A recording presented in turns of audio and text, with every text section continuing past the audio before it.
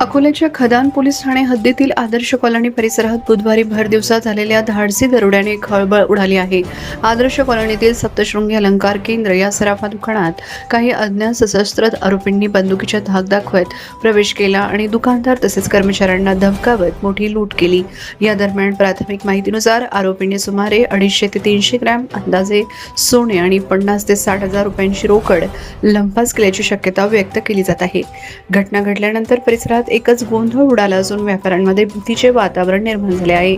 माहिती मिळताच खदान पोलिसांसह स्थानिक गुन्हे शाखेचे पथक घटनास्थळी दाखल झाले. पोलिसांनी परिसरातील सीसीटीव्ही फुटेज ताब्यात घेत तपास सुरू केला असून आरोपींच्या शोधासाठी शहरात नाकाबंदी करण्यात आली आहे. तर आरोपीच्या शोधासाठी पोलिसांचे विविध 2 ते 3 पथक रवाना झाली आहे.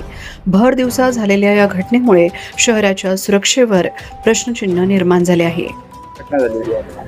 आज दुपारी 1 वाजेच्या दरम्यान अलंकार सप्तशृंगी अलंकार केंद्र जे आहे खदान पोलीस स्टेशनच्या हद्दीमध्ये, या ठिकाणी एक व्यक्ती आला. त्यांनी बंदुकीचा धाक दाखवून दुकानामधून काही मुद्देमाल घेऊन गेला. धाक दाखवून मुद्देमाल घेऊन गेला असल्याबाबतची तक्रार खदान पोलीस स्टेशनला माहिती मिळाली आणि त्याप्रमाणे खदान पोलीस स्टेशनची टीम या ठिकाणी पोहोचली. आता सध्या आम्ही जे मालक आहेत त्यांच्याशी चर्चा करून किती मुद्देमाल गेला आहे याची खात्री करत आहोत.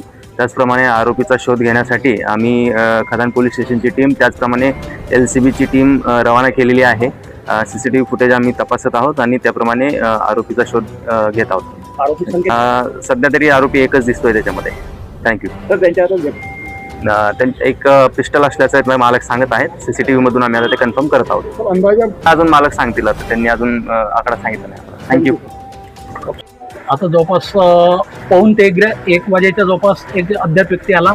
त्यांनी मला डायरेक्ट गन काढली आणि गन काढल्यानंतर तुझं दुकान लुटलं समजून त्यांनी फटाफट माल द्यायला सांगितलं मला. तर मी त्यांनी बोटाने दर्शवलं, त्याच्या वस्तू मी देत गेलो त्याला.